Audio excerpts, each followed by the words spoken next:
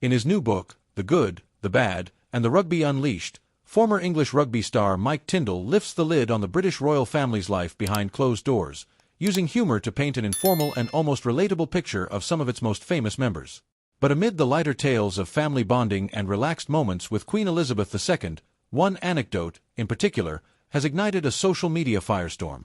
The controversy began when Tindall shared a light-hearted, albeit pointed, joke about his cousin-in-law, Prince Harry, and his departure from royal duties, an exit that has been both intensely public and divisive. In a segment of the book co-written with James Haskell and Alex Payne, Tindall recalls a 2003 rugby party where he and fellow player Ian Balshaw pretended to punch Prince Harry in jest. The joke, he remarked, was that the royal family itself might have secretly wanted to fill him in for real. A playful jab at Harry's reputation as the royal black sheep, Tindall's comment hints at the underlying tensions that Prince Harry's decisions have wrought within his family. Though Tindall's remarks were delivered humorously, they struck a nerve online, especially after biographer Omid Scobie, known for his sympathetic coverage of Harry and Meghan, shared the anecdote on social media. Scobie's post sparked backlash, with commentators divided over whether Tindall's comments were harmless humor or a reflection of genuine resentment toward Harry. For context, Tindall's life has been intertwined with the royal family since he married Zara Tindall, Princess Anne's daughter and Harry's cousin. Zara, known for her own desire for privacy, has always kept a low profile compared to her royal relatives. Yet, despite their position in the family, the Tindalls have often shown they feel comfortable enough to poke fun at royal conventions. Tindall's book is filled with stories that reflect this unique balance he has struck, being both close to the monarchy and, simultaneously, an outsider to its most central traditions. His rugby career and lifestyle have always distanced him slightly from the family's core, and this freedom is something he taps into in his book. Aside from the controversial joke about Harry, Tindall's memoir dives into his relationships with other royal family members, especially Queen Elizabeth II.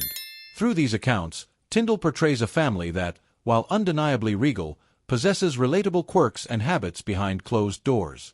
He fondly recalls watching races on television with the late Queen, describing her enthusiasm and knowledge about horses as infectious. He recounts dinners with the Queen as casual affairs where she was as relaxed as any grandmother, a stark contrast to the image of formality that the public usually associates with her. In Scotland, he says, the royal family let their guard down, sharing meals and laughs in a way that felt profoundly ordinary and comforting.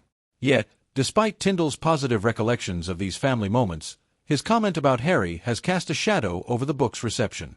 Public reaction has been polarized, with some people defending Tindall's right to make a joke about his family, while others feel it's inappropriate to mock Harry, given the very public rifts and emotional turmoil he has shared with the world. The tone of Tindall's joke, an offhand comment that Harry's family might want to fill him in, taps into a very real and sensitive issue. Since stepping back from royal duties, Harry and Meghan have faced severe media scrutiny, criticism, and, at times, isolation. To some, Tindall's joke feels like a reminder that, no matter how family-oriented the royals may seem, Harry's departure has left deep marks. The timing of Tindall's book has also fueled the debate. Prince Harry and Meghan Markle have been increasingly vocal about the emotional toll their departure from royal life has taken, speaking openly about mental health struggles, pressures of public life, and even familial estrangement. Since their departure, the Sussexes have revealed painful aspects of their experience with the royal institution, including feeling marginalized and unsupported.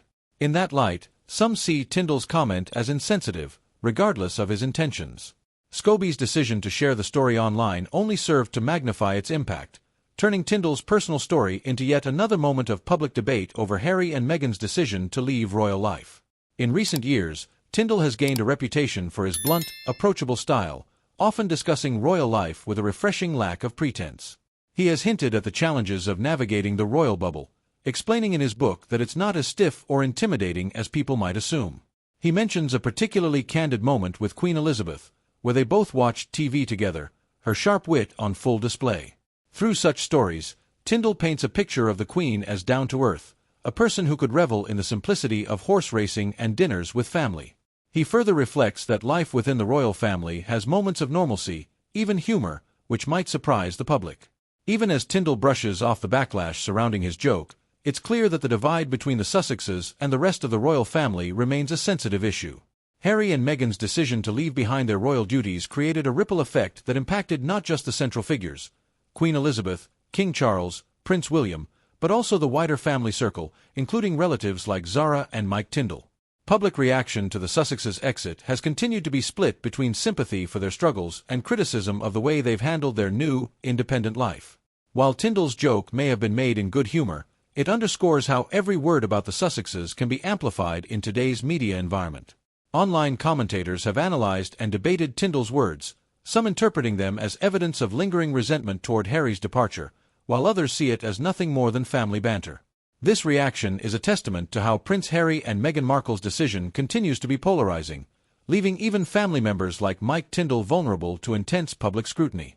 Despite the backlash, Tindall has not expressed regret or backed down from his comment, which may reflect his belief that his relationship with Harry allows for such jokes, or perhaps that he feels unaffected by the controversy.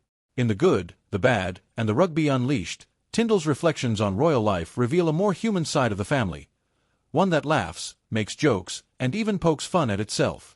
His intention may have been to show a lighter, more relatable side of royal interactions, yet his words have inadvertently highlighted how sensitive and raw the subject of Harry's royal departure remains. For a public already accustomed to analyzing every gesture and statement related to the Sussexes, Tindall's comments have provided another chapter in the ongoing saga that surrounds them. Ultimately, Tindall's book reveals the fine line between humor and controversy when it comes to the British royal family. His story, though seemingly minor, taps into much larger issues, questions about loyalty, family dynamics, and the shifting role of the monarchy. And as the public grapples with these questions, Tindall's light-hearted anecdotes, even when controversial, offer a window into the pressures and complexities of navigating life in one of the world's most scrutinized families.